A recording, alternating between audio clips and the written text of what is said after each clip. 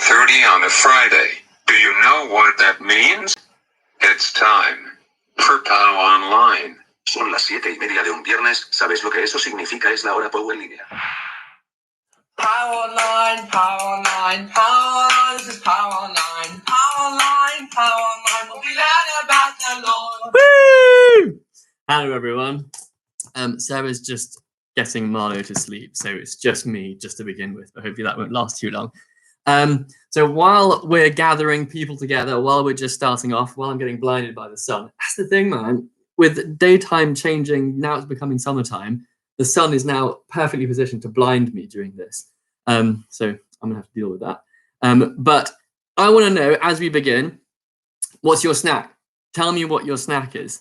In fact, I need to go get my snack. So while I go get my snack, let me know what your snack is, okay? What's your snack? POW Online, what's your snack? I'll be right back.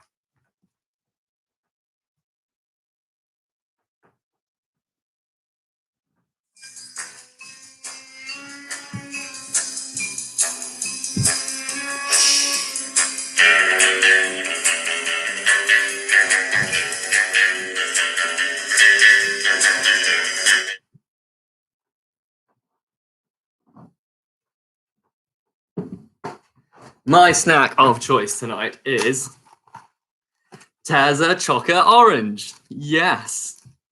So that's what I'm guessing. Secret Agent Sarah is I'm here back at last. Hi everyone. Mother, all right? Is he settled? Let's just say the situation's in hand. Oh, it's bright, isn't it? It's really bright. Yeah. What can we do about this? Nothing. Cherry's talking about Secret Agent. I don't really know what that means, but I don't really get that settled, joke. And that's all that matters. Cool. What's your snack? People having dinner as usual.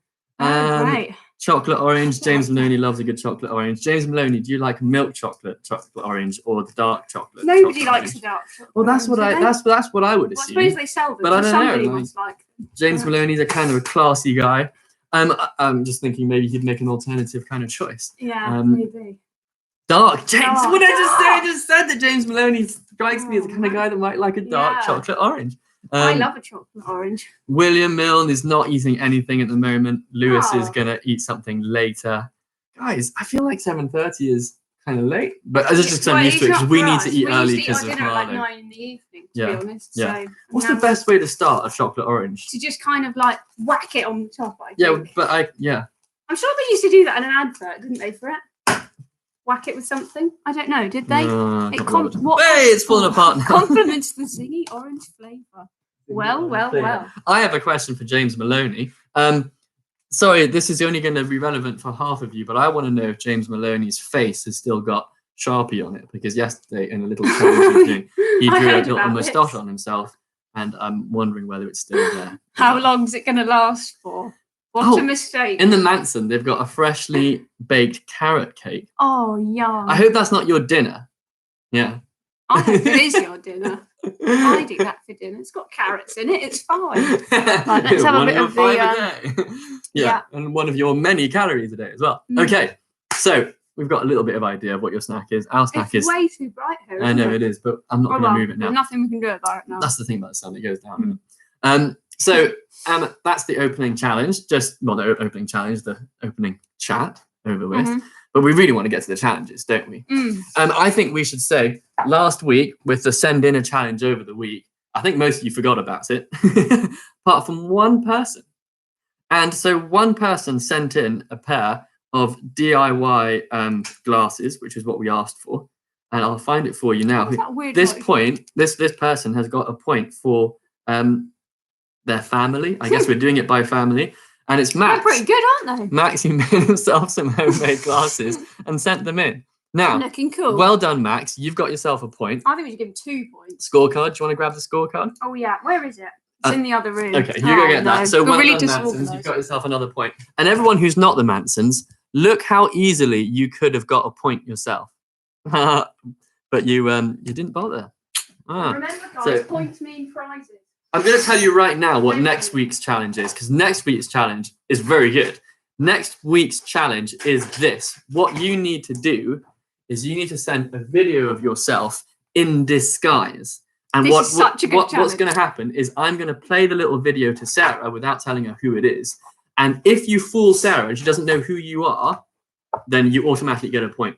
How fun is that challenge? And you can do it by, so for example, if there's 2 of you in your household or 3 of you in your household, whoever's POW age, so say the Mansons decide to do it, whoever's POW age, you could do a separate video for each person in that family, and you would get a point for each time if each time Sarah was like, I genuinely don't know who that is. Yeah.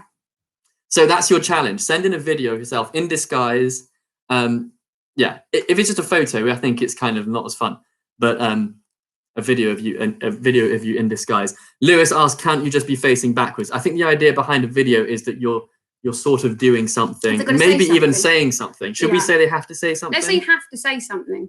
Okay, let's do that. Okay. Oh, I can't do the challenges. Oh, we need to sort this out. Oh, we'll find a way around that, Chris. We'll find a way around that. I'll email your mum or your dad. We'll find a way around. Right, point for the Mansons. I really think they should get 2 because, I mean, no? No? Yeah. What do we think? No, just one. Yeah. Because they got the point and it was good, but like there was no competition, so they've done well to get the point. All right then. Okay. So that's the week-long challenge. So start thinking next week, and what we'd like to do is do a little reaction video, and what we can do is on the reaction video, the video will say who it's from, and then we'll have to see whether Sarah can guess who you are. So it'll be good. Yeah. And yeah, just go for it. Disguise. I would love this. I would straight up love this. I would absolutely love this. I would go to town on it. I put like food on my face and like all sorts. I got the idea because on Thursday when we did the little Zoom chat, Stanley was wearing a Sainsbury's bag down here to be an orange. Oh really? And it made me think, dressing up in a disguise. That's a good thing to do. So go for it. That's next week's challenge. You've got a week to do that. So, so get going. But the challenge for right now, to get more points, can we have an update on the points? Yeah. Who's doing well? I don't know. I haven't even looked at it. So we're on Wilkinson's 2.5. Maloney's, you can't really see this, 2.5. Manson's 3, Finn 1, Parker's 2, Silas 2, Milnes 1, Simon 1. So Manson's are winning. Manson's are in the lead. Thanks to the glasses. To Max's glasses. Yeah. So get those points in. Do the challenge, partly because I just want to see what yeah, I know. It'll be jokes. Yeah. Okay, so and points mean prizes after the lockdown's over. She keeps saying that. I don't know what she means by that, but I'm going to buy a prize. Okay, cool. When the shop's open again. But for now, what we need you to do is leave behind your carrot cake and your dinner or whatever it is you're munching on, and we need you to send a photo to us of the shiniest thing. Oh, yeah. The shiniest what thing. What would I send? And Chris, if you want to play this, or if anyone else wants to play this and you're not connected to the challenge WhatsApp group, then why not send it to a friend who you know is? So Chris, send it to Henry, and then Henry can ping it in for you, or something like that. But that's what we need you to do. Find the shiniest thing in your house and send us, and whoever has the shiniest thing in their house will win. Okay? Get to it. And sorry, what were you going to say? Go. I was going to say cherry chocolate orange while we're waiting. Chocolate orange. I didn't bring all the rest. I've left a load of stuff in the other room. Sorry, a bit disorganised. Go grab it. I'll play some royalty-free bangers while you're doing that. Not the horrible music from last time. Let's find out all the different royalty-free bangers there are on Spotify. Royalty-free EDM. We're leaving that behind today because that's a bit much. Royalty-free lo-fi. I've had that before. Royalty-free workout music. Oh, absolutely not. Royalty-free pop, which I'm not trusting to be clean in content. No, I'm not. What else is there? What else can we listen to? Should we try royalty-free workout music? This is called Crank It. Whoa. Can we risk it? Whoa. Okay, go on then. All the way up. It's really weird. I don't like it already. I don't like it already. Problems with workout music. It's all like motivating, and there's going to be some swearing in there, and we can't be doing that. Is. Yeah, we can't be doing that. We'll just stick to the lo-fi. We're getting some photos in. Should we do a random conversation? What's that one? Murmuration. This is lo-fi.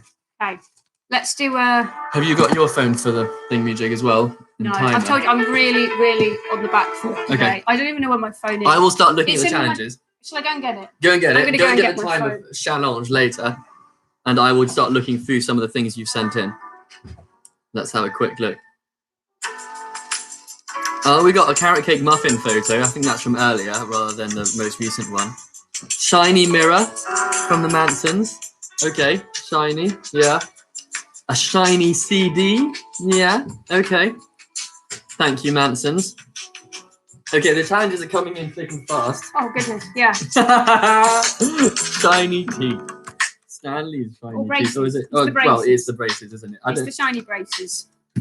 I really hoped there would be a bald head. A shiny bald head. When we set this challenge, we were like, someone's definitely going to send in a photo. Oh. Shiny lips. Oh my word. Those are the shiniest lips. They are some in a shiny long lips. time. Yeah. Kylie Jenner in the house. Okay. A shiny lip challenge. Don't do it. A shiny platter bowl. It looks like a bowl of clear jelly, but it's probably not. Yeah. I don't know what that is. The Milnes send in. What else have we got? Oh, a very shiny bit of a musical instrument. I can't see what it is. I'm assuming that is. Yeah, is it? I don't know. It's very shiny though. Johnson plays saxophone, doesn't it? So. Yes, I suppose so, but I don't know what other instruments are in the house. I got that wrong. Yeah. Shiny. I think the Milnes is the shiniest. Oh my word! You've got a shinier head. If you zoomed in on that, now you have to be very selective with your zooming. It looked like an egg, but you'd have to zoom in very specifically. What's this? Sorry, Maloney's, but I failed to see what's so shiny in the photo you sent in. Is it? Oh, it's the mirror. They're in a mirror. Oh, just the mirror. Okay, fine. Okay. I'd say it's more reflective. Yeah, we've got some lights shining. The Wilkinsons are like, just take a photo of anything at all. Dad's shiny beard. A shiny beard. That's quite good. That's quite good. Very nice. Okay, so that's good. Now, I think the challenge generally is to find something in your house that is this thing, that has the quality that we described. So, the oldest thing or the thing with the oldest sell-by date. So, for example, what you couldn't have done is gone and got a jar and written an old sell-by date on it. That would have been sneaky. What we want is something that's just in your house that has the characteristic we've described. So by that measure, I think I'm most likely to give this to something that is just inherently shiny and just is in your house normally, rather than something that has been made. You're really over-explaining this. What are you trying to say? A tinfoil beard is not good enough, is what I'm saying. Okay, so. That's really what you wanted to say. Very roundabout. Now, if your beard was really lustrous with oil and stuff, which would be a bit gross, but if it's like that, then maybe. But tinfoil beard. I think, to be honest, out of all of these things, the things that I'm seeing, I like the shiny heads, okay? The shiny heads have comic. The shiny lips are just very, very good. The shiny lips make me laugh. Yeah. Very, very good. But okay, I know who I've got two that it's between. What do you think? I really don't know. Okay. The trouble is, there's two shiny heads and they're equally as funny. Should we give them both a point? Oh yeah, I guess, yeah. I don't know. I'm just going to tell. Shall I tell you who I'm torn between? Go. I think anything that you can literally take and polish and make as shiny as that musical instrument, saxophone, probably, I think is a really satisfying thing. I think the Milnes should get a point. I know you just have it in your house, but it's just shiny. You can see your reflection in it. And a mirror is it is shiny, isn't it? But it's not the first thing. The first thing you'd say its purpose is Anyway, the Milnes get a point. Milnes get a point. Well Milnes done, get a point. Well done. Milnes get a point. You. The other thing I think is hilarious is the lips. The lips are funny. The lips are very funny. Do you think they're funny enough? Do you think they're worthy to get a point? You want to give them half a point? You tell me. There's a last minute. You know I'm bad at There's a last minute of Manson's being like, we've got one too. Oh, you like brass? Here's some brass. Thanks, Manson's, but I'm not impressed. What else have we got? Chris has sent something now. Pardon? Did Chris send something? I saw something from Chris. I didn't see anything on here. Although you might have sent. There's something there. Oh, here we go. Chris. Oh. No, what is it? Oh, Marlo's away. Crying child. You go. Okay. Right. So I'll be back. Sorry, he had a really late nap today, which means he didn't get to sleep the way he normally does, and now he's awake. So, okay. So I think generally, I'm not sure, Maloney's, which one is from Chris. Oh, I think it might be the shiny unicorn thing with the feet. This one. Well done, Chris. Those are some shiny feet. Well done. I think still the Milnes get it, and I think the Maddock gets half a point as well. That's my final decision. So well done. Shiny lips for the win. Those are some shiny lips, man. I mean, you're going to have bugs landing on those things if you walk out with lips like that. You're going to have thinking they can gather some kind of nectar from it. So watch out for that. Good thing you're in isolation. Okay, cool. So next thing we're going to do is charades. But we can't really do it if Sarah's not here because she's helping with Marlo. So we might have to skip forward to challenge instead, okay? Now, this is all just a bit of an experiment because normally I have Sarah here and I don't know how it's going to work if Marlo doesn't go to sleep. So we're going to have to just skip forward to challenge and do the charades later. And challenge, the category. Let me just get my bearings. What do we do with challenge? For challenge, we have a category, and then I give you the category, and then you guys need to name in the comments how many things within that category you think you could name within 30 seconds. So say, for example, I said types of, I don't know, types of clothes, like, and then you just had 30 seconds to say, oh, t-shirt, trousers, da, da, da, da. That's how challenge works, okay? So when the pressure is on, can you think of the things? Sometimes the category might sound quite easy, but then when the pressure's on, you can't actually think of it. So challenge, 30 seconds, and the category is board games. Tell me in the comments how many board games you think you can name in 30 seconds. And whoever bids the highest, we will call you. So be ready for that. I know it's scary, but be ready for that. We will call you and put your claim to the test. How many board games do you think you can name in 30 seconds? James Maloney thinks he can do 5. James Maloney thinks he can name 5 board games in 30 seconds. That's a pretty low starter. But that's safe. Right, wow, Lewis has jumped right up there with 15. And you know, there's a lot of board games out there. So, you know, Do Good thinks he can do 10. 15's quite a lot. I'm afraid Katie cannot enter. I'm afraid it's the POW thing. Why didn't you say Mum? Yeah. It's like Bart Simpson, the way he always calls his dad home. Yeah. What do you think? I mean, if Katie can enter, then we should also be allowed to let Paul Vogt enter, and Tim Manson enter, and Daniel Maloney enter. And, I think maybe it's unfair. And then maybe I think we should keep it to POW. I think we should keep it to POW. Oh, I don't know what that means. He's just right there, furious right now, being like, "Can I do it?" Yeah. So far we've got clarity. We've got 9, we've got 10, we've got 15. No one's challenging Lewis on 15, so I'm going to give it another Lewis, that's 10, quite a lot. 10, Can you do it? Message retracted. Oh, Lewis has decided to back out on that. So at the moment it's no, 11. Lewis has revised his estimate to 11. Okay. So and we don't want Paul voting. Do Good, Alexander Do Good, you've said 10. Can you raise it to 12 to beat Lewis? Yeah. That's the thing. Can you? Oh, Jonathan Manson thinks 11. What do we do in this situation? We're going to have to ring both, and then we'll just have to see which one gets it. But I'm going to give it 10 more seconds to see if anyone can bid higher than 11. I say yes to stick with 15. 10, 9, 8. Nobody else 7, 6. We got the egg timer. No, I'm going to use this. Okay. 5, 4, 3, 2. No one's going to dare. 1. Okay. Okay. I'm going to ring. Right, I am actually going to press go on the timer this time. Should we ring Lewis first or we also need to Jonathan count. first? You're going to count. I'm going to time. Okay. Hey? The number of things they write. Yeah, sure. Are you cool with that? I'm cool with that. I'm going to press my one job this week is to press the timer. Okay. Like, so should we call Jonathan or Lewis? Lewis made the claim first. Lewis, because he said it first. Then we'll go to Jonathan. Fine. Okay, Lewis. I'm stressed for them. Lewis, a call is incoming to your mum's phone. Right. Do it quickly because it's giving him too much time to think. Yep. It's coming.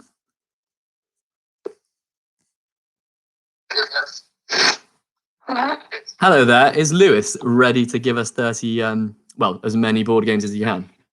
Yeah. Excellent, Lewis. Okay, we're going to say ready, steady, go. Lego, what am I? Chess, snakes and ladders. What's it called? No, I don't know. I'm sorry. Oh, good try, Oh, Lewis. look. Good Oh, try. Good great. try, Lewis. I would You know what, do it, Lewis? yeah. Well done for giving it a go. Honestly, it's amazing. We played this game the other day with Sarah's I family. was terrible. What was And about? you can think of loads when you're not on the spot. Yeah. And as soon as you're on the spot, it's really, really hard. Yeah. And you know what, Lewis? There's plenty of other people that Oh, aren't no. even bold enough to try. So well done, Lewis. Can you hear that? And This is not good. Right, I'm going for cowpole this time. okay, so Marlo's growing new teeth, so he's not very happy at the moment. Okay, so Lewis, good effort. But if Jonathan can now get 11, then he's going to get the point. So Jonathan, a call is coming in to you, or it will be to one of your parents.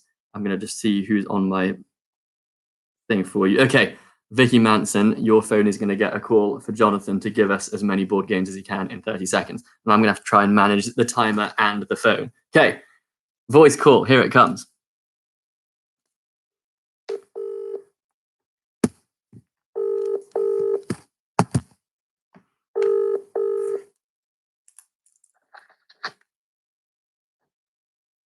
Hello. Hello. Are you ready to try and give us as many board games as you can? Yes? Yeah. Cool. Okay, good. Okay, cool. Yeah. Let me start the timer. Ready, steady, go. Ludo, Cluedo, chess, drafts, Monopoly, upwards,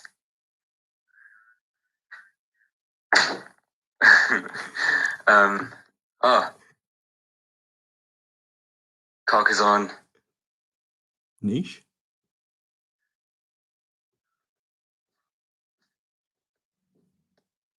Risk. Oh, bro. Time's up.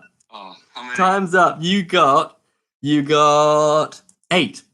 Not far. Not far okay. off. You got 8. Thanks, Jonathan. 8. Oh, mate. So no one's matched their claim. We had two claims of 11. Lewis got like 3, and Jonathan got 8. So no points so far for this round of challenge, but we'll have another round. We're gonna have another category, and I reckon you guys will be good at this. The issue with this next category is not do you know them, it's can you do it when the pressure's on. That's the question. Because I know, Lewis, you know loads of board games. Okay, so this second category is sports brands. Sports brands, guys, that's super easy. Sports brands. How many sports brands do you think you can name in 30 seconds?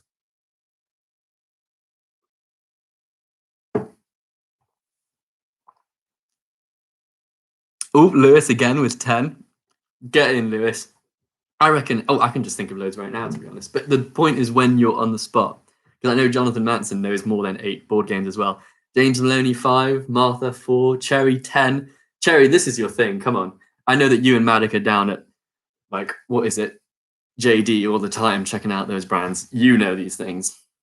10. You've got a Sports Direct, like, round the corner from you. I know it's closed right now, but those are your ends, man. You know sports things. Martha can only think of 4. So far, we've got, again, 2 joint things. Lewis thinks 10. Cherry thinks 10.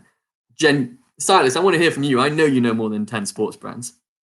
I think we had this category not long ago when we played with my family on this game. And I think I named about 15, I think, in 30 seconds. And I actually did it. I actually could have named more. And I'm not even that sporty a guy. So bring it on. This is what you youths wear, man. This is your wardrobe. Just. Silas thinks he can do 11. Good. Anyone think they can raise Silas to a 12 or 13 or something like that? I'm going to give you 10 more seconds for any bids. 10, 9, 8, 7, 6, 5. Has to be exclusively sports, I think.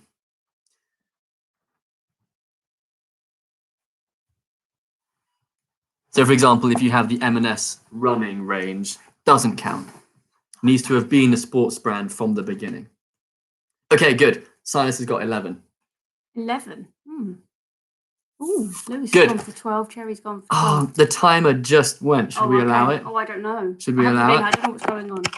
Okay. Is F1 Now, when I say sports brand, I mean like clothes brands. Maybe I should have specified that. Clothes As opposed to brands. what? Well, I think they might be thinking sports types because F1 is a sport, but F1 is not a sports brand. Yeah, we're talking like brands, as in like. Yeah, it's brands. Well, It's brand. It's brand. Anyway, and I think we're good. I think we should call it. I think genuinely the timer came. I just sort of counted down, and then we had 12. Should we give Cherry a call? The thing is, there's a delay, isn't there? There is a delay, so we'll be generous. Okay, Cherry, you're gonna get a call. Let's see. You got your timer ready? Yeah. I gotta say, it was quite tricky to do the timer and the thing when. Sorry. No, worry at all. This is not going to plan. Right. Yeah, I think you're right, Chris. I think there was a lag. Okay, Cherry Parker. Okay. Here comes the call. I'm ready with the timer. It's kind of nervous when it's like this. Hi, Cherry. Are you ready? Are you ready to try and name as many sports brands as you can? Yeah. Okay, cool. Yeah. In 3, 2, 1, go. Okay, so Nike, Puma, Gymshark, Asics, New Balance, Adidas, Champion, Slazenger, Fila, Alessi, Theodora, and Oh no! You were one short. You were one short, Cherry. Oh my goodness! Thanks for calling, though. One away. One short. You were one away. I was just like Why would willing this you turn on. off? I was really willing you on. 11. Good effort, Cherry. What do we No do one's now? got any points for challenge. No one's got any points. Lewis, should we try Lewis? He Okay, thinks so 12. this is the last one we're doing. Okay, Lewis, you're gonna get another call. Here it comes. Right. Yeah, you're right. That was great, though. This is right. Okay. Oh. This is like a radio show, isn't it? I've never been on the radio. Have you? No. Wait, Lewis. Oh, okay. He Oh, doesn't want to okay. do it. Don't Okay. worry, Lewis. Don't worry. Okay. Does that mean no Should we one go gets for into- Silas for 11? Go on then. Let's Silas. have one last. Silas for 11. One last. Because so far, no one's got any Smash at a points in this point. particular Yeah. version of challenge. And that's just boring. Points mean prizes. Apparently so. Silas, here comes a call.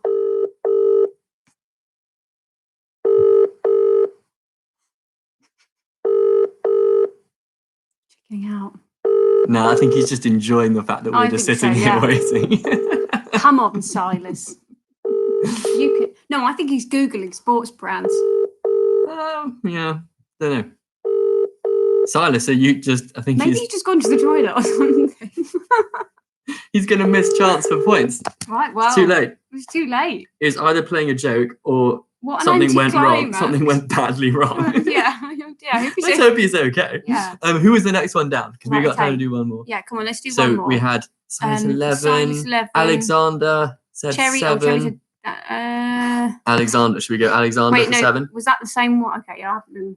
Oh no, Martha said 11. Let's go for Martha. Oh, right, Martha, we're Yeah, gonna yeah. call Well done, you. Martha. I didn't Right. spot that. It's your chance for points. Your chance for glory. No one's got points on No this so one? far. No one. Okay. So if That's you so get points boring. here, then it's all good. Okay, Okay. Martha, a call is coming into your No, phone. I didn't. No? No, I didn't. What? Say that. It says Martha Martha Wilkinson, Wilkinson, 11. You have to explain yourself on the line. No. Oh, Silas. You refuse to pick up. Right.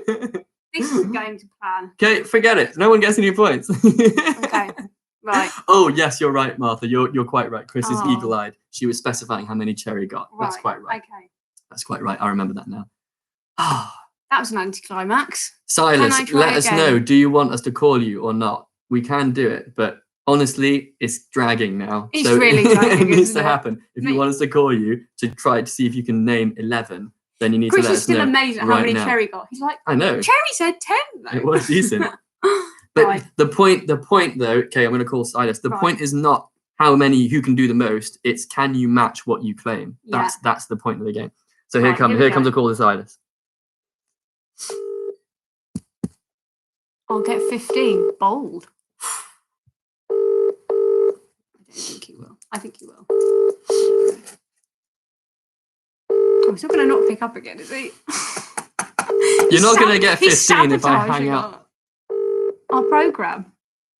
Whatever you want to call this. I'm giving it 2 more rings. Yeah. 1 more ring. Silas is sabotaging Bye, my Silas, YouTube forever. channels. We're never calling you ever again.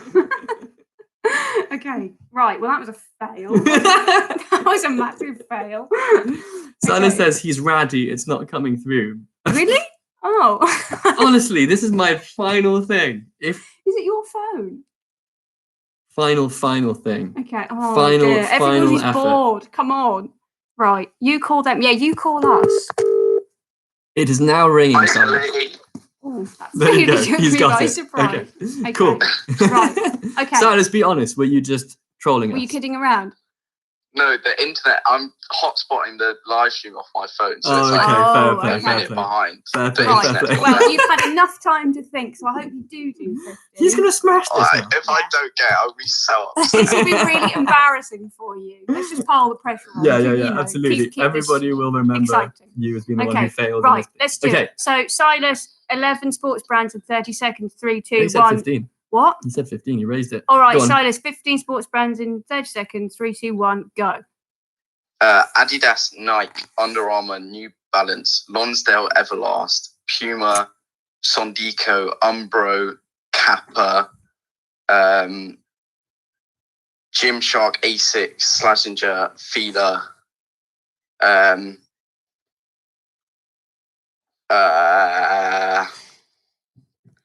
I really want to give him one. oh no. Oh, Sai, you won. What was that? Mizuno. I was thinking Mizuno. What? How many did you get? You got 14. 14. You got 14. I can't believe it. Good enough. Well, it's not though, because you said 15. Yeah. Did you hang up on him? He's like, no points. Bye. Oh man, 14. Okay, guys, vote. What? Do you think Silas should get the point? Because he beat his initial bid of 11, but he didn't beat his second bid of 15. So vote, yes or no, should Silas get the point? That's what I want to know. Because he did definitely do better than anybody else. So I feel like that's kind of worth it. It's a bit boring for no one to get any points. So let's just get the score. Silas votes yes. Silas said yes. Jerry says no. A rule's a rule. Rules no rule. Yeah, no, rule's a rule. Half a point? Half a point. Half a point? I'm just going to keep saying half a point. From Jonathan. I think it's about 50-50, so... Let's give him half a point. Half a point?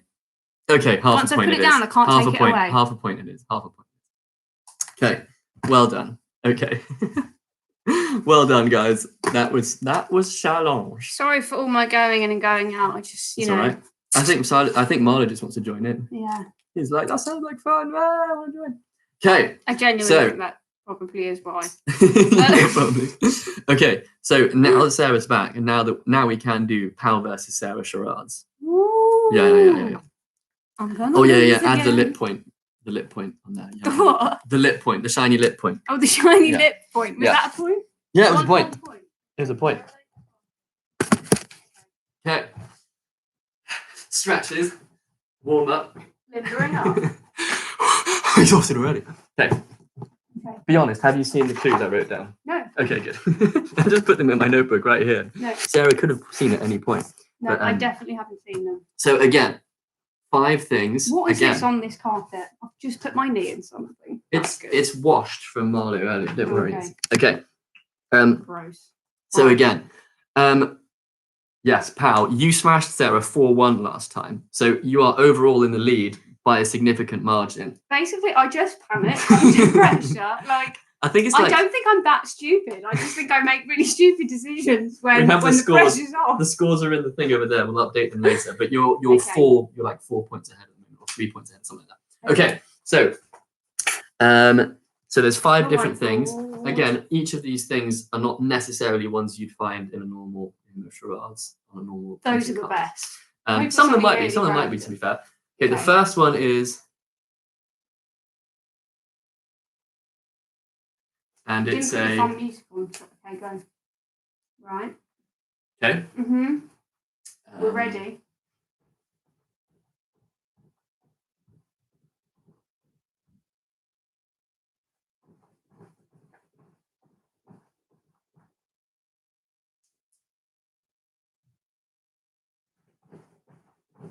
Oh. Is it the Grand Old Duke of York? It's the Grand Old Duke of York. Oh, that was really close between you and Lewis. I honestly don't know which was quicker. Well, the thing is, there's a lag on here, so clearly it was Lewis and clearly I lost. 1-0 to POW. Well done, Lewis. The Grand Old Duke of York. Okay. Well done, Lewis. Okay. Because I started writing that right at the beginning, and then I just sort of like. Well, that's the thing. It's also a challenge of just how quickly can you type /write. So, yeah. Okay. Clue number 2 is Is what? Okay. Yeah. Star Wars? It's Star Wars. Obviously, it was Star Wars. I've never even seen Star Wars. Okay. Can you believe I've never seen Star James Wars? Maloney got there, Or but The Sarah Lion got there King. just before Never you, I'm seen The afraid. Lion It's King. 1-1. Ooh, it's 1-1. Okay. Right. Okay. I'll concentrate. So both of those you might have found in a normal charades game. Yeah, come on. This one I don't know if you will. More. Okay, this one is this one's a bit anyway, I'm just it's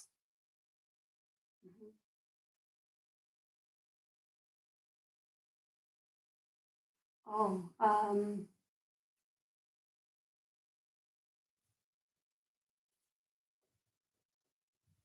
is there a film called Telescope? No, didn't think so.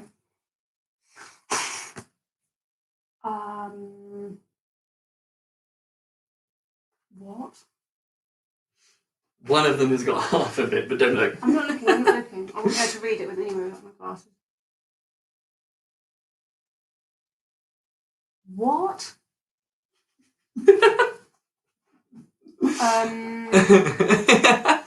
Stargazer. That sounds like it could be a film. Is that a film? No. Okay.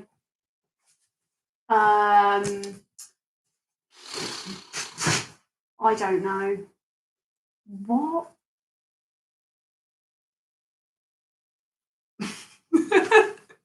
I don't know what else to do. If no one gets it, then I think what we might do is we might have to like park it, move on to the next one, and if anybody can think retrospectively what that might be. Okay.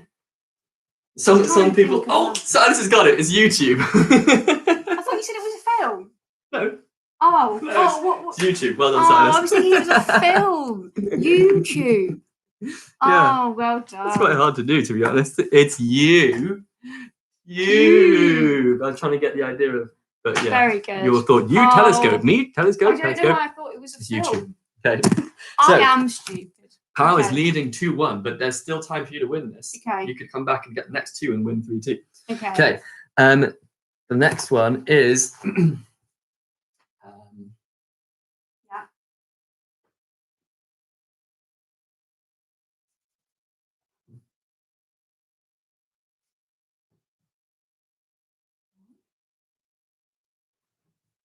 I know what it is. I don't think I do. I'm just writing. Oh, it's really hard to write this. Is it SpongeBob SquarePants? It's SpongeBob SquarePants. Yes. Stanley just got there, but you got there just ahead.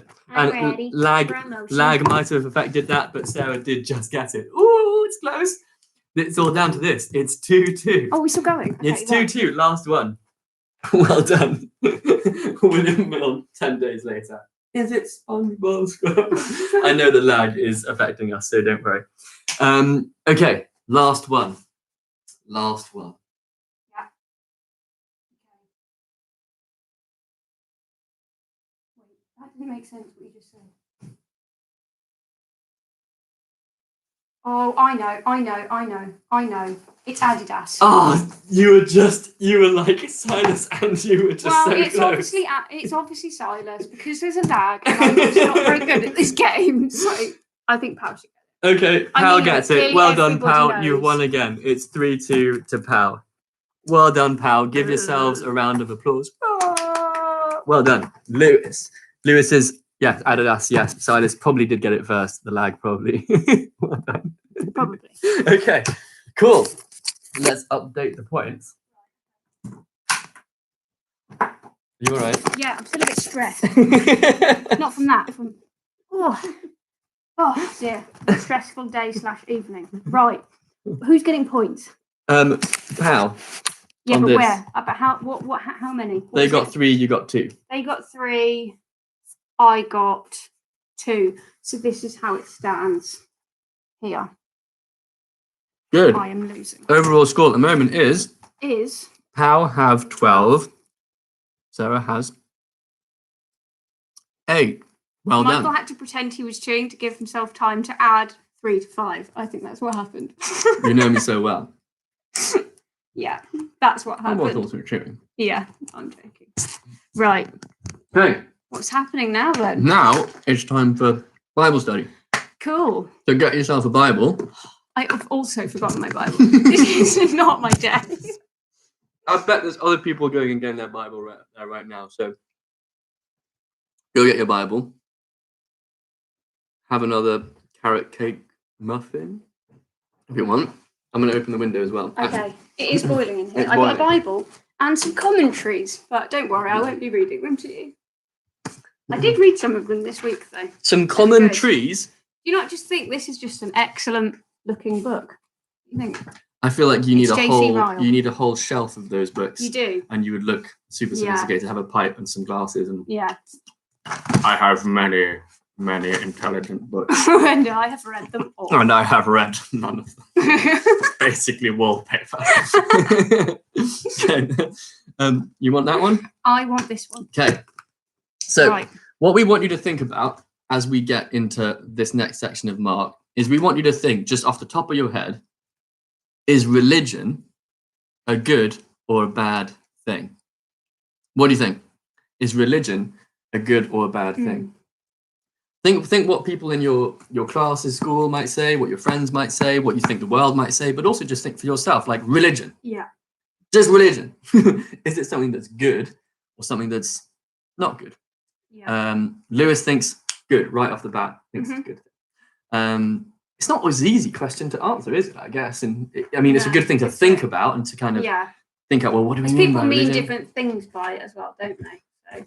So. Loads of people. So trust William to go deep. Yeah. Works-based justification. Possibly. Yeah. I guess it depends. For some people, it might mean works-based justification. I think lots of people don't think as deeply about it as you do, probably, William. So they're probably like, well, that's like believing in stuff. Yeah. Like being spiritual or like believing in God or, that kind of stuff. Like believing in life after death. That's kind of religion or something like that. Yeah. When it takes over faith, when it overshadows the real meaning. Okay, so we're getting the whole idea of religion within a sort of Christian context. So, religion causes peace, but also wars, can vary on the message. Yeah, that's true. I think there's there's loads of religious stuff, isn't it, that you look at and you're like, oh, I'm not sure about that. But then also you get lots of charity work that is motivated by religious beliefs. Yeah. And there's lots of that. You have to be tolerant of everybody's beliefs. So I think in some ways people think it's almost, So it should be fine. It's like good we should for be able to people accept everybody's. But if people sort of keep it to themselves, maybe. Oh, sure. Okay. Yeah. So if someone's private religion is fine, but as long as I know people that definitely say, oh, religion is the root of all evil. And, who think it's the absolute worst thing ever. Yeah. Whatever they mean by religion, I guess they mean quite obvious looking religion, like something like Christianity or Judaism or And I suppose we're asking that question to begin with because actually what we see in the next passage of Mark is we see Jesus coming up against people who feel like they know what religion is and what religion should be, and they think it's actually quite a good thing. And it's actually everything about how you should live your life is around this kind of particular religion. But I want you also to think about this. I want you to think, if you were thinking about somebody who is like the example of what it looks like to be a good God worshipping person, who would be the person that you had in mind? You don't have to necessarily type it up in the comments, but just, is there somebody, maybe it's an older sibling, or maybe it's a youth leader, maybe it's somebody from Word Alive or from a camp, and there's somebody who say actually something about their life, it kind of shows what you should live like. It kind of shows what people would be like if they were relating to God better than I am, frankly. That's what it would kind of look like. An example of someone whose religion is actually a really good thing. So that's what I want to be like. Yeah, exactly. Yeah. And when you just think about who that person or who those people might be for you, Because actually what we're going to see in our story today is Jesus comes up against some people who actually everybody respected and people would have seen to be the example of what good religion looks like. Yeah. And Jesus comes up against them and they meet and there's a little bit of tension and then it's kind of just worth thinking about what goes on there. Yeah. So grab a Bible and turn it up to the Gospel according to Mark. And we're going to be looking at chapter 2 and going over into chapter 3. So just a little bit of a recap on what we've seen. Yeah. Jesus comes after all those prophecies. Yeah. We've had that big introduction, haven't we? Yeah. And this idea of him coming to judge and to save. And we've got sort of the message about him spreading really quickly, haven't we? And yeah, but him not necessarily coming to be, just get fans. But actually he's got a big idea in mind of what he's come to do. And last week we saw the paralytic, didn't we? Yeah, healing the paralytic and calling the tax collector and people not really guessing why Jesus would be associating himself with people like that. Yeah. And Jesus says, I came not for those who think they're fine, but those who realize they are not in terms of, and so, but now we're starting to see a little bit more of like conflict. Things were going really well. And now some people are starting to challenge Jesus a little bit. Be like, hold up a bit, what's going on with this? Yeah, exactly. And then now that is just continuing. That happens a little bit more now. Yeah. So what we're going to look at today is 3 sections. And it's Mark chapter 2, verse 18 through to chapter 3, verse 6. So there's 3 different sections there. There's a question about fasting, Jesus is Lord of the Sabbath, and the man with the withered hand. What we're going to do is we're going to look at those in each separately, give you a couple of questions to think about when we look at them, and then we'll just kind of use that as a base for chatting about those passages. Cool. Shall I just pray before we do it? Let's pray. Let's just pray. Father, we thank you for the Bible. We thank you for the book of Mark and what we've already learned from it. Just pray you'd help us to learn something really good tonight, something about you, something about us, something about what it means to relate to you in the right way. Pray in Jesus' name, amen. Amen. Okay, so what I want you to think about is when you had that image in your head of somebody or people you know who like a good example of what it means to live as a Christian, I want you to think that is actually how the Pharisees kind of were to most people, okay? Because it's so easy to come to Mark and to think Pharisees equals bad. Pharisees are the bad guys. Pharisees are the ones that don't like Jesus. And we're so familiar with that we forget that actually the Pharisees were really well respected. Everybody thought the Pharisees were an example of what good religion was like. Yeah. Like these, if there's anybody that knows how to live for God in a way that is right, it's them. We should want to be like them. We should listen to what they say to us about God. They're treated really well. I just want you to just start off with that thing in your head. Don't think of those bad guy Pharisees, because that's not how the culture saw them. So we should try and make sure that we try and think about that a little bit differently. Yeah. But the thing of what we see here is the Pharisees were used to being seen as being kind of quite good people. And so what's interesting as we go through this passage is we're going to learn a little bit more about how the Pharisees see themselves. And we're going to see Jesus kind of challenge those things that they always thought were true about themselves. They thought we're like this, we're like that. God is cool with us because of this, because we do this stuff. They have all sorts of things they believe about themselves. And Jesus kind of challenges them in this story. And he shows us something better. Yeah, exactly. Yeah, it shows us something totally better, something that they've really missed. Yeah. So first section is verses 18 to 22. And what I want you to do, what we're going to do is I want you to think about just what are the Pharisees upset about and why in this story. Like why are they upset? Just why are they upset? And then how does Jesus respond to them? Should we just do the Pharisees first? Or should we do Pharisees and Jesus all at once? Let's just do the Pharisees, what are they upset about first. Yeah. Okay, so just in this story, I'm going to read it, think why are the Pharisees upset? What are they upset about? And don't just be like, they're upset because Jesus said this. Think, well, why? Why would that upset them? Dig a little bit. Don't just be like, it's not Sunday school, it's POW. So dig. Okay. Cool. Mark chapter 2, verse 18. Now John's disciples, that's John the Baptist, and the Pharisees were fasting, and people came and said to him, that's Jesus, why did John's disciples and the disciples of the Pharisees fast, but your disciples do not fast. And Jesus said to them, can the wedding guests fast while the bridegroom is with them? As long as they have the bridegroom with them, they cannot fast. The days will come when the bridegroom is taken away from them, and then they will fast in that day. No one sews a piece of unshrunk cloth on an old garment. If he does, the patch tears away from it, the new from the old, and a worse tear is made. And no one puts new wine into old wineskins. If he does, the wine will burst the skins, and the wine is destroyed, and so are the skins. But new wine is for fresh wineskins. Now, what I want you to just realize about fasting in the Bible and in that time, fasting was something you would do generally because a tragedy had happened, or you were really sorry about a particular sin, or there was a sense of God sort of punishing you or punishing the society. So fasting was something you did when you felt, oh my goodness, there's a real distance between me and God. There's something really sad time. It's for a sad time. There's something really wrong here. That's what fasting was about. So just think about that.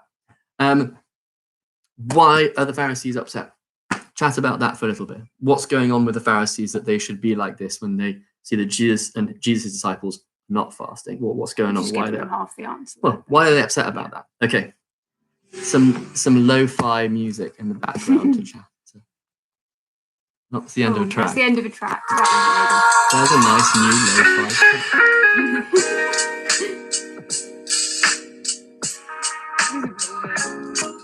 I've got a really random image of Daniel Maloney going for a nice stroll in Richmond Park, and this is the soundtrack. I like that. Wearing his suave hat. Yeah. Like that. Keeping a 2 meter distance. Anyway, let's let them discuss.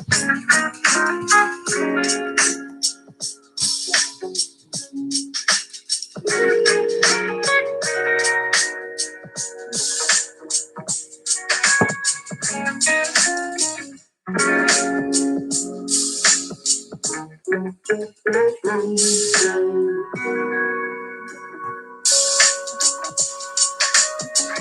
was really expecting more of a beat drop at that point. You didn't come. Okay, 10 more seconds. Start putting some things in the comments. Yeah. What's kind of going on? What are the Pharisees upset about? And why is it a big deal? If Jesus is disciples.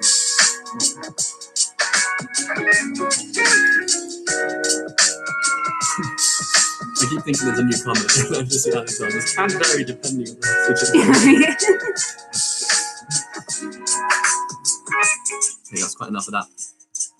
5, Right enough. 4, stopping now. Okay, so what's going on with the Pharisees?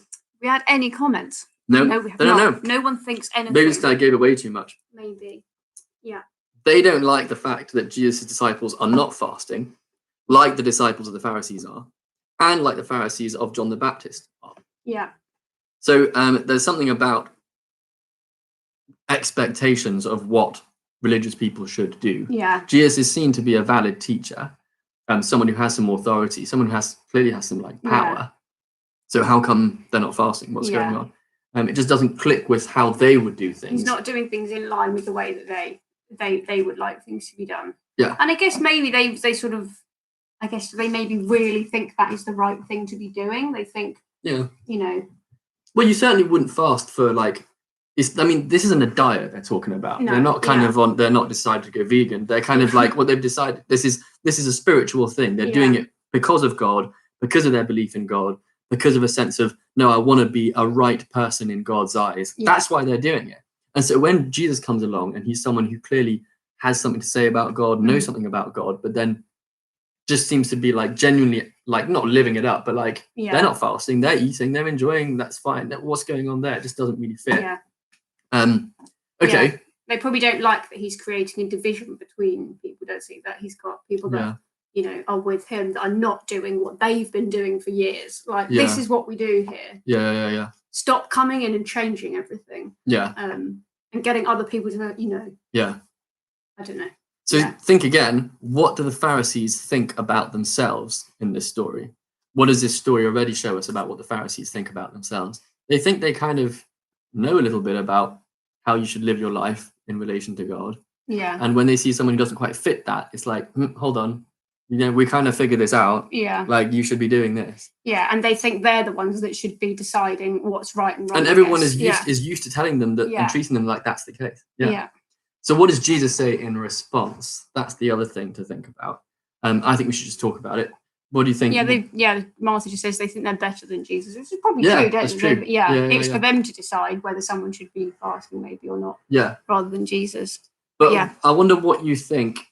What's behind the reason why Jesus says, no, my disciples aren't going to fast? What's the reason behind it? What kind of is the main thing that the Pharisees haven't got that Jesus has got? And Jesus kind of shows something different. And I guess it's worth saying he kind of gives a twofold answer, doesn't he? He gives like a first little reason, and then he sort of takes it a bit further, doesn't he, in verse 21? We should maybe have a little bit of a discussion on what Jesus' response is. Yeah, little short discussion on this one. I think this one might be kind of. Just talk, just go. Remember, there's two parts really to his answer. Yeah, what's Jesus' response? What's he trying to get across?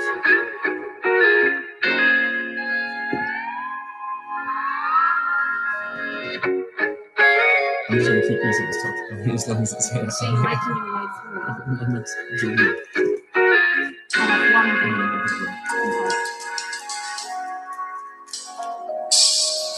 I think that's quite a good point, Martha.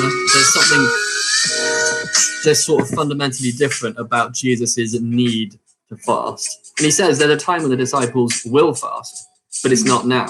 So what is it about that particular time that means actually fasting isn't really that appropriate thing to do right now? But yeah, good thinking, Mark. Chat for a few more minutes, maybe? Yeah, another like 10 seconds, I think.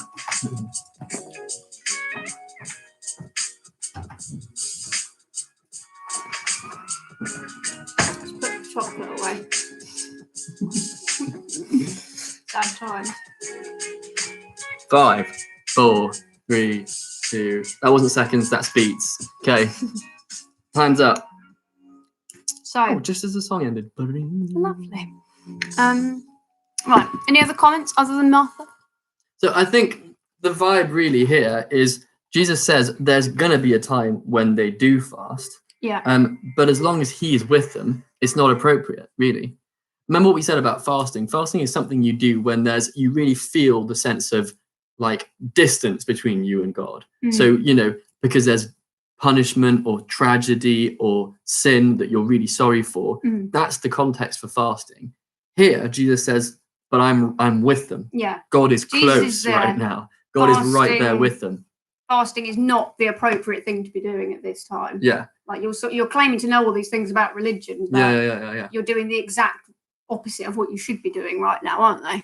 So so the Pharisees, so Cherry says they can ask for forgiveness from Jesus and so they don't need to fast. But that's true. You've got somebody who's come and he's the one who's like, I'm the one that brings forgiveness. Totally. But I think there's more of just a sense of they're so used to saying, right, we get into the habit of fasting because we're so separate from God and God's so far away and we want to be kind of like do the right thing, but we're not worthy. And then when God is right there in front of them and being like, why are you still fasting when I'm right here? Like, stop doing something that you would do that communicates like, I'm just so far from God and I'm just, you know what I mean? It's like that kind of vibe when Jesus is right there. And so Jesus' disciples, Jesus is saying to them, no, fasting is not what we do right now. There will be a time when I'm gone. Yeah. When you will fast. Because it's not fasting in and of itself isn't wrong, but this isn't the time to do it. And I guess, the thing I was going to say is completely gone out my head. Well, Cherry kind of gets it there. So he's right there with them. And God himself is so closer than he's ever been. And also Jesus says, actually, when I go again, they will fast. Yeah. So it's all to do with how close God is. These people that are like the religious, good, godly people are doing this religious thing because they think God is far. Yeah. And then God comes close. And then they don't get why Jesus' people aren't doing that. He's like, well, it's because I'm close. So I'm right here. Yeah. It's like they're so obsessed with the with sticking to their rules, but they've actually missed God himself when he's right there, haven't they? Because they're too caught up looking at this thing, thinking that's what's important, and they're missing the time to have a relationship with Jesus, aren't they? He's right there. Exactly. Yeah. So what's one big thing that you think the Pharisees think about themselves at this point? And how is Jesus challenging that? I think we'll just carry on. What do you want to talk about? No, I was going to say, should we do the next bit? Oh. Yeah. So, well, I think that, did anyone see anything about the wineskins thing? Do you have any idea what's going on with the wineskins thing? Because certainly the fasting thing, there's going to be a time when that's appropriate or not appropriate. Yeah, you're right, Martha. They actually are kind of pushing God away because they're trying to say, like, this is what it means to follow God. This is what it means to do what God wants. And then when God is right there, they're like, no, shut up, God. This is what you want. And it's like, well, no, I'm right here. It's almost kind of like ironic almost. Their fasting is futile, really. That's, Yeah, they're kind of doing it for a weird kind of reason. Yeah, they're doing it to get close to God, and yet when God is there, all they want to do is push him away. Yeah. So William asked a good question about fasting, which we're not going to talk about right now for ages. People do still fast now. But it's kind of a different kind of vibe to what we're doing on now. I don't really want to get into it. It's a good question there, William. Thank you for asking. Pick it up at another time. Yeah. It's kind of, they're really missing the point, aren't they?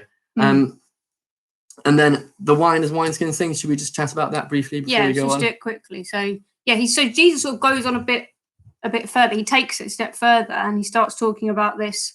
No one sews a patch of unshrunk cloth onto an old garment. If he does, the patch tears away from it, the new from the old. The worse tear is made. So it's this idea there's this incompatibility between you don't use an old thing with something new because it doesn't work. That's the general idea there. And then again, no one puts new wine into old wineskins. If he does, the wine will burst the skin and the wine is destroyed. So again, it's idea of incompatibility between something old and something new. And I guess that relates to their this situation because they're obsessing over these Old Testament laws and they haven't realised that Jesus has come to bring a new way of operating, I guess, isn't he? Yeah. But I guess it's we have to remember that Jesus here is the fulfillment of all those Old Testament things. He's not coming to just abandon them and say, he's not doing something completely different. He's, the fulfillment, isn't he? It's like everything in the Old Testament was pointing to pointing to Jesus. But people have allowed those Old Testament things to become something different so that when the thing that it's all pointing to actually comes, he's like, it's kind of incompatible. What you're making it is kind of not really working. And he's come to be the fulfillment of it. And instead it's like, they see it as like a challenge. So Jesus comes to bring something quite fresh here. And actually for the Pharisees who are used to being like the ones who are good and the ones who are used to doing things that everyone sees as good, suddenly there's a challenge to it. And suddenly it's like, oh, hold up, this is different. I also think it's interesting, just as another little point, that the imagery Jesus uses of a wedding, I think the Pharisees, they're talking about fasting and rules and they're quite harsh with people and, we need to be doing this, this and this. And if you're not doing it, you're wrong. And then Jesus comes and talks about a wedding, a bridegroom and a bride. And it's like this image of relationship. It's like he's people-centered, he's not rule-centered, which I guess might be some people's opinion. Yeah.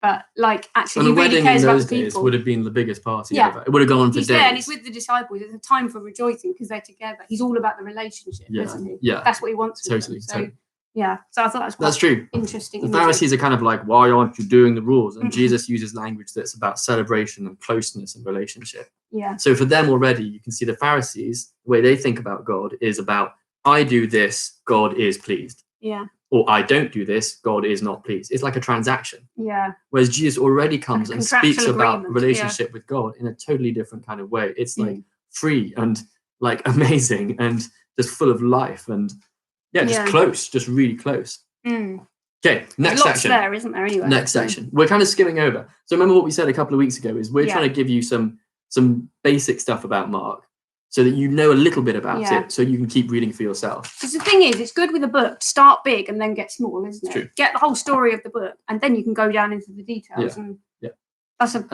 We can't. We're not clever enough, and also we don't have enough time to teach you everything about Mark you could possibly know. We're just trying to give you a little bit of it. Here's some interesting stuff. Read about it yourself. Think about it yourself. You'll see more stuff. Carry on reading. next section. Now we're going to look at chapter 2, verse 23 to 28. So same thing. What are the Pharisees upset about, and how does Jesus respond to them? Okay. Right. Here it is. One Sabbath, Jesus was going through the cornfields, and as they made their way, his disciples began to pluck ears of corn. And the Pharisees were saying to him, "Look, why are they doing what is not lawful on the Sabbath?" And he said to them, "Have you never read what David did when he was in need and was hungry, he and those who were with him, how he entered the house of God in the time of Abiathar the high priest, and ate the bread of the presence, which is not lawful for any but the priests to eat, and also gave it to those who were with him? And he said to them, the Sabbath was made for man, not man for the Sabbath. So the Son of Man is Lord even of the Sabbath." Just a little bit of background. David was a king in the Old Testament, somebody that all the Jews loved. All the Jews were like, he is the daddy of our whole country. Yeah. And there was one point when David was on the run, unjustly chased down by Saul. And there's one point where he's literally sort of starving to death, and he takes refuge in this temple. And in the temple, there's this stuff called the bread of the covenant, I think, like that. And it's holy bread. You're not supposed to eat it. But when he's so starving that actually he eats it, and it's not like a crime in that sort of story. But it would have been pretty shocking. And Jesus just says, you've got a story about people not always following the rules exactly. And actually there's a hero in your history who did that. So that's just what's going on, because I'm conscious not everybody knows the story of David. And yeah, the rule is you're not allowed to work on the Sabbath. So again, lots of you know that. Not everybody knows that. So the law at the time was like, you don't do any work. Don't do any work on this particular Sabbath day. Okay, why are the Pharisees upset, and how does Jesus respond? Yeah, let's do both questions at once. Let's do both. Have a little discussion. Let's do both. Yeah. Chat about that for a little bit. I'll play some lo-fi royalty-free jams.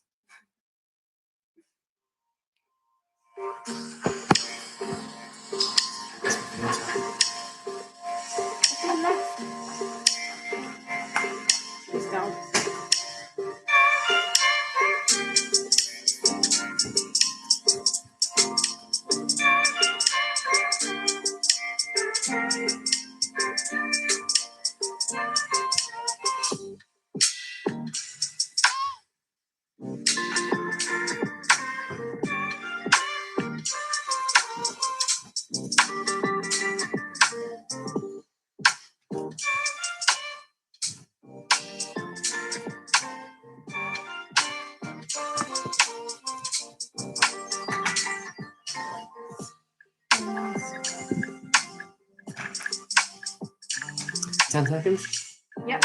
10 seconds. I have no idea how long it's taken people to chat about this. I don't know if they're all sitting there in silence. I reckon some are just like, come on. And others are like, no, we haven't had enough time to talk about this. Yeah. I reckon so. Okay, Sarah, why are the Pharisees so upset with Jesus? All they were doing the disciples were just walking along and picking some corn as they walked. What's the big deal about that? Well, I guess so. Yeah, they're sort of technically saying, "Oh, look, you're picking a bit of corn. That's basically like you're working. You're harvesting. You're harvesting. Like, how could you do that on the Sabbath? You're basically going to the office." Yeah, exactly.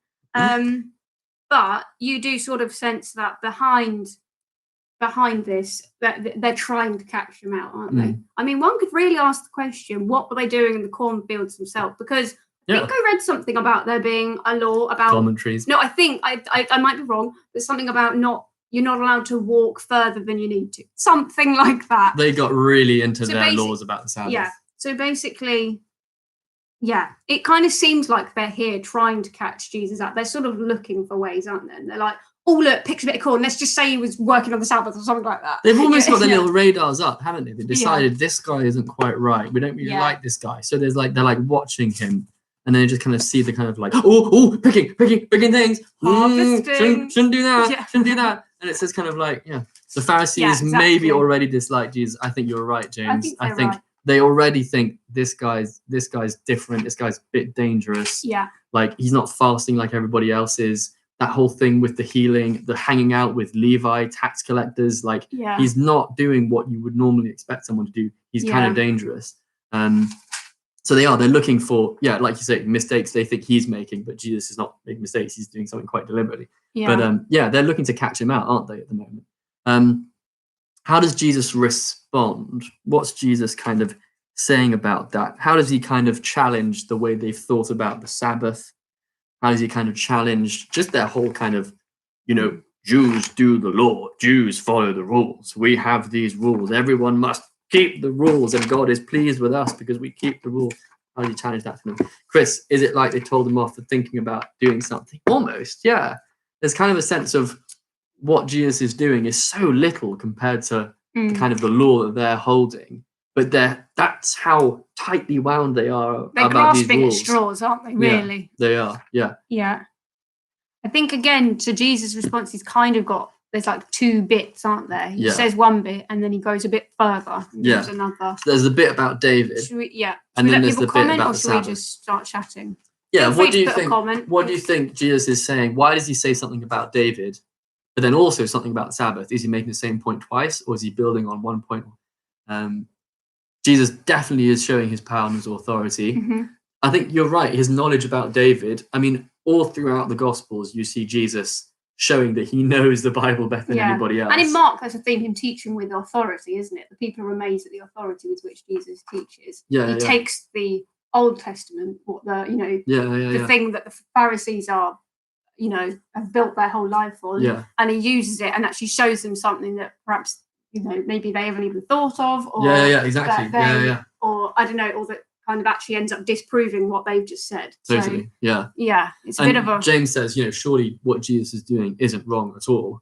Exactly. Yeah. But there's a point to which the Pharisees have got to the point where their rules have become what is good or bad, as far as they think.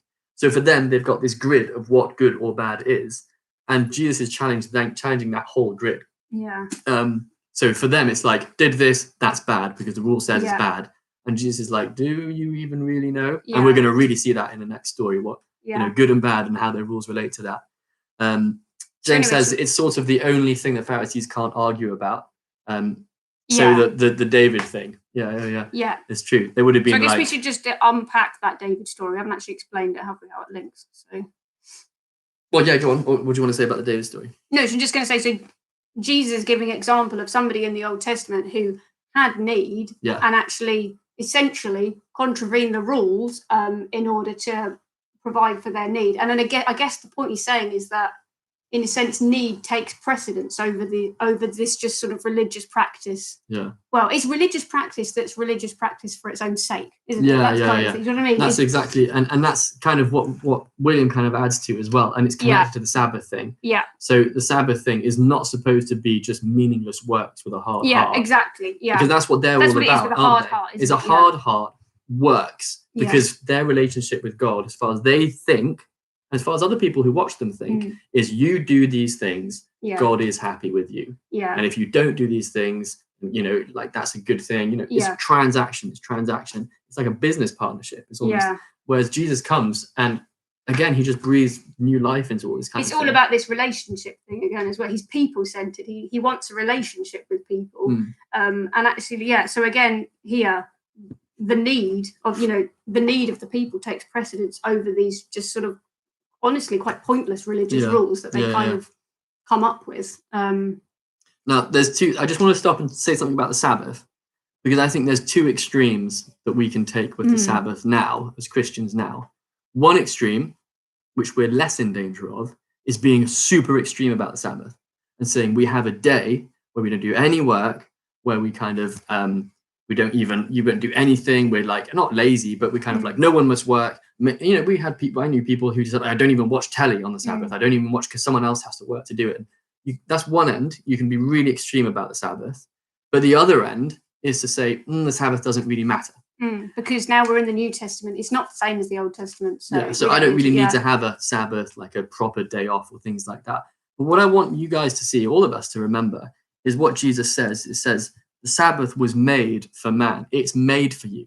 It's not something that it's a rule that you have to keep like the Pharisees treated it. The Pharisees made it something that you're locked into. You have to do it.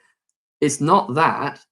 I mean, but it is a good thing that God has given you. Yeah. And so I suppose the thing is just to remember God has given you something good, and he knows way better what is good for you than you do. So if you've got to the point where you're just like, I don't really ever bother with one day off, where it's really clear, it's a really good thing for you to do. Yeah. Not because it's my idea, because it's God's idea. And actually all of creation is structured around the whole idea of having some days to work and having one clear day to proper rest. So I think at the moment, maybe that's even just a little practical thing. Yeah, it's just because you haven't got school things in the same way as normal. So just be deliberate about it yourself. Just say, you know what, that's going to be my Sabbath day. I'm not going to do any work. I'm not going to let anything drag into that day. And I'm just going to, I might read my Bible on that day and just think about some stuff, but I'm going to make it different to the other days. And then I think we can take that principle and expand it out, can't we? Because, it says here the Sabbath was made for man, not man for the Sabbath. It was kind of like the Pharisees thought man was made for the Sabbath. Yeah. Man was made for the rules. The rules aren't made for the flourishing of people. Like God came up with the rules. People are made to obey the rules because that's what they're meant to do. Like God came up with the rules, and they're like, now I need someone to keep the rules. Yeah, now I need someone to keep the rules. Yeah, it's kind of like, totally again, it's this whole thing. Jesus is people-centered, relationship-centered. He wants a relationship with people.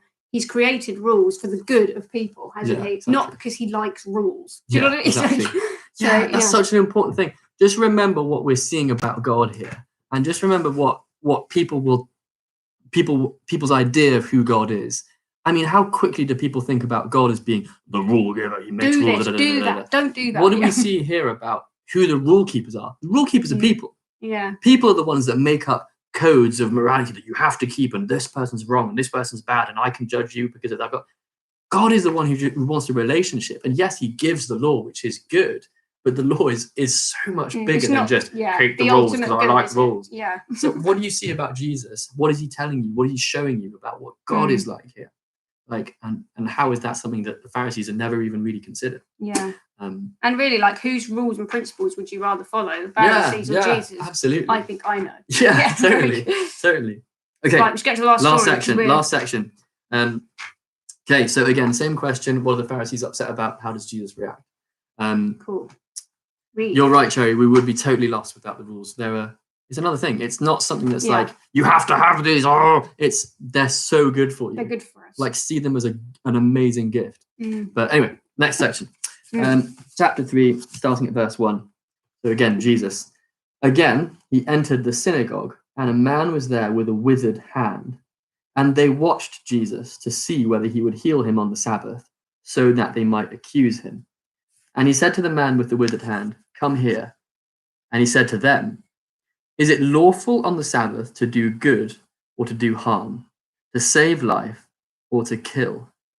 But they were silent. And he looked round at them with anger, grieved at their hardness of heart, and said to the man, stretch out your hand. He stretched it out, and his hand was restored.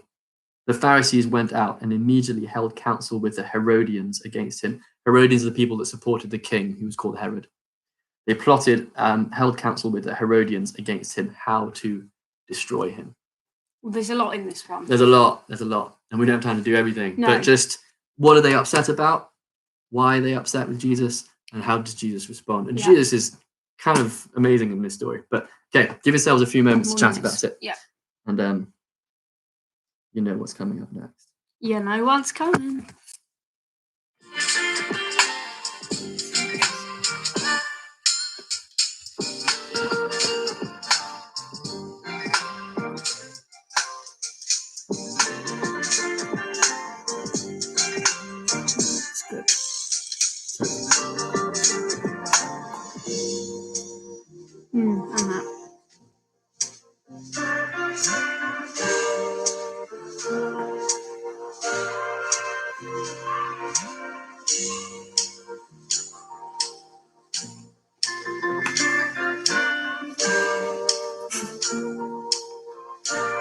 I agree.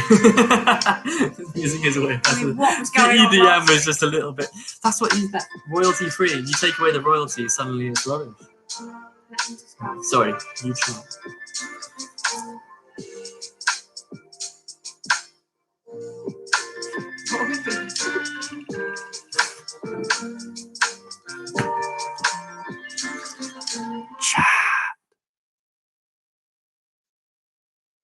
You're totally right, Chris. I want to chat about this.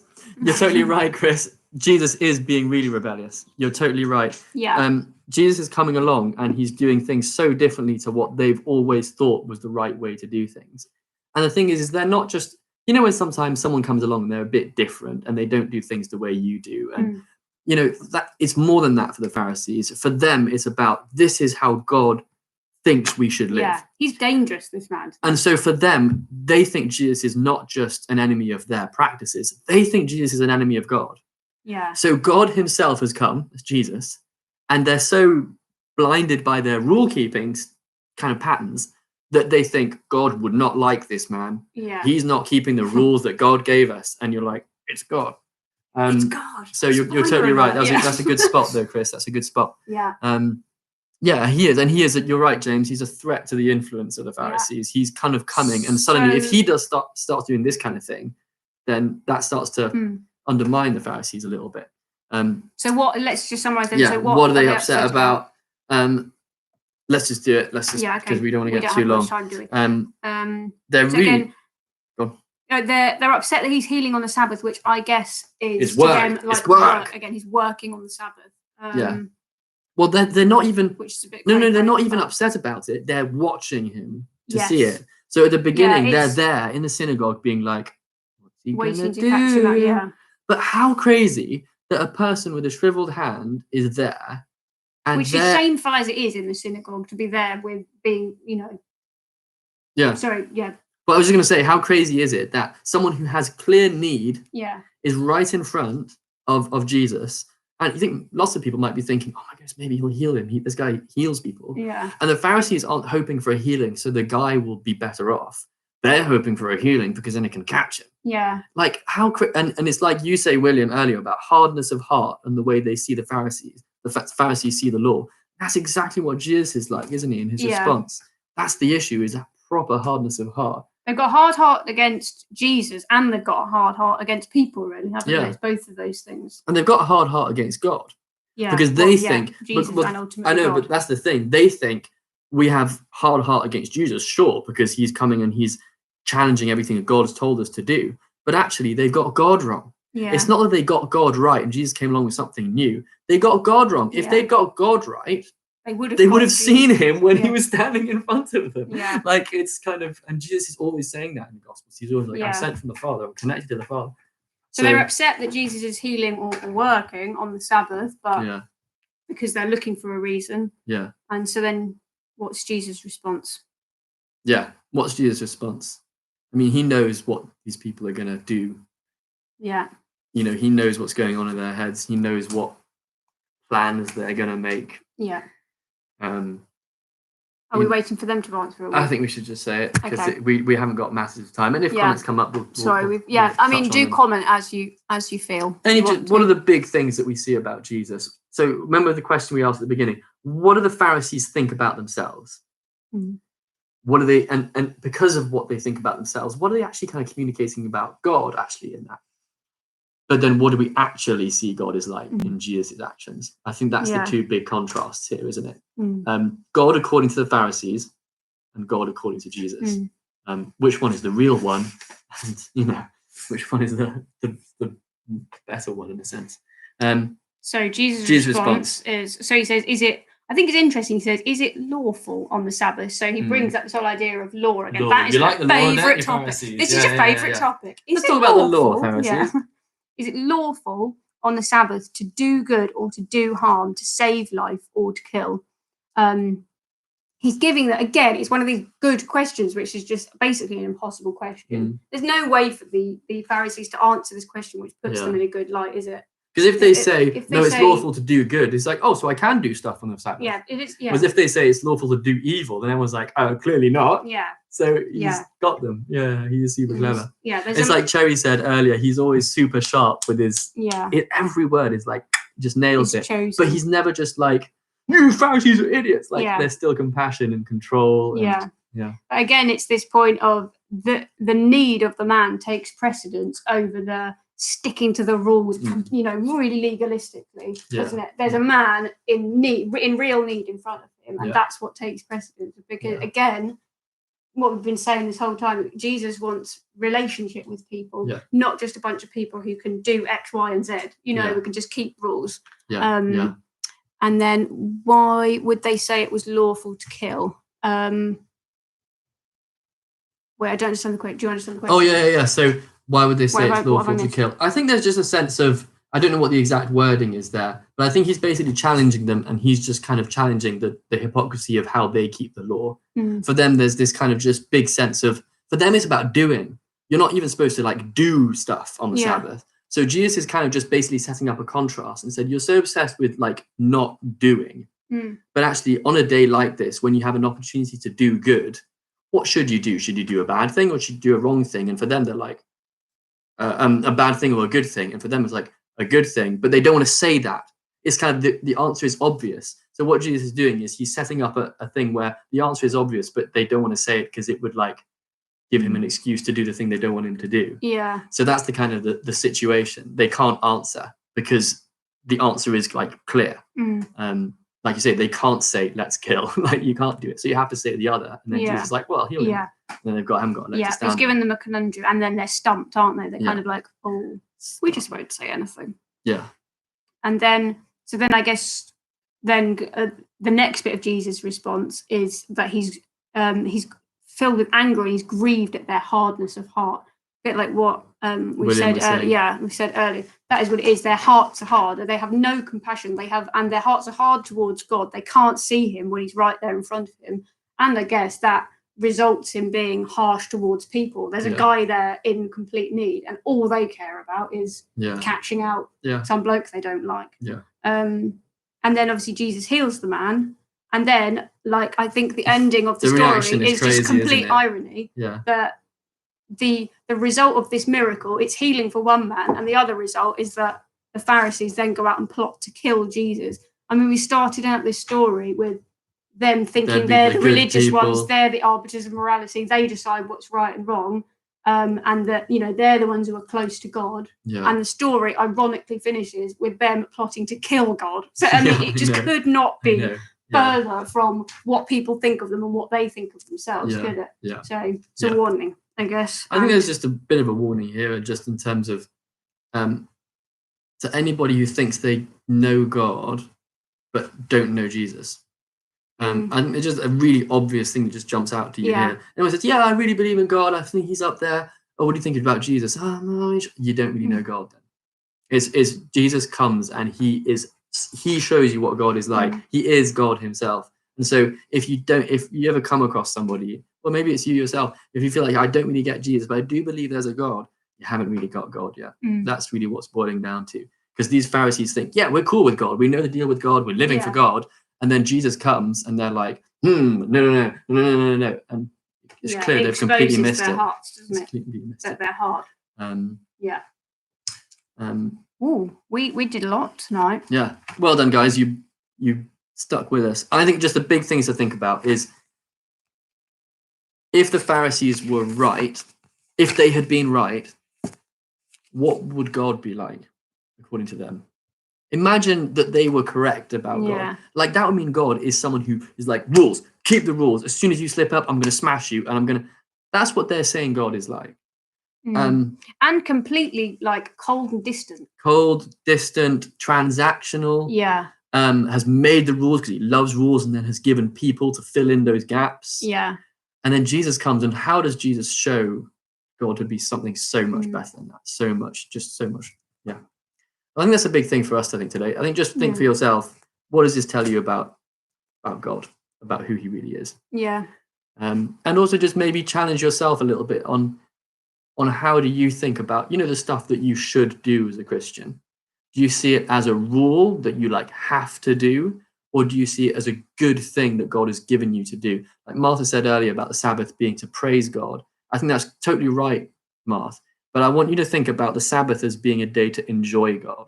Because I think sometimes we think about praise as being this weird abstract thing. No, think about the Sabbath as being a day to enjoy God. That's what it's for. God is worth enjoying. God can be enjoyed. So treat him like that.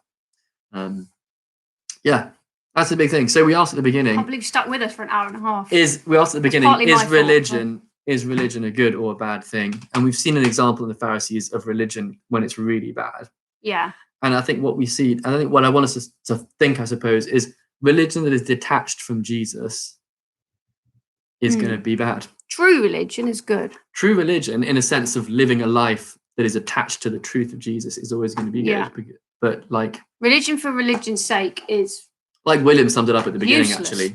Hard-hearted works of self-justification or whatever it was. I think that's a good summary.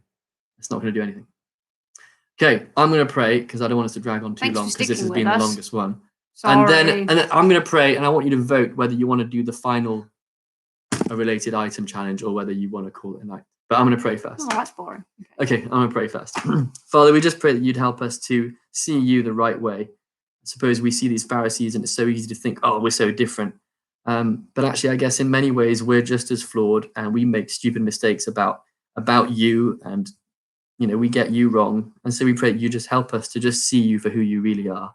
And if there's any areas where we've been getting you wrong up until now, just pray that you would just work on those so that we might just see the Lord Jesus for who he is and just see something more of what you're really like. Pray in Jesus' name. Amen. Amen. Okay, guys, would you like to do the A related item challenge? This is a challenge where you look through the passage we just read and then send us a photo of something in your house that relates to a story or a verse or something like that in there, or not. Michael, you're not making this sound very exciting. No, I think it's fun. Okay. They've done it. They know how it works. Do you want to do the related item thing or shall we call it a night? I don't think anyone's going to want to say, let's call it a night. No. I'm going to give 10 seconds before to say, yes, I want to do it. And if not, then we'll go away sad. And we'll have some, well, no, not necessarily. I'll go and get my jammies on. It's all good. Yeah. Some chill. Yeah. So it went on, but I actually really enjoyed that. Sorry if no one else did. I enjoyed it. I enjoyed it. So really, it's just for us, isn't it? That's all that matters. Okay, I think we'll probably call it a night. All right, then. Just a reminder of what we're going to do for next week. The challenge is to send us a video of you in disguise. I really hope people do this one. I really want to see it. Send us a video of you in disguise and see if you can trick Sarah. Okay? That's a challenge for next week.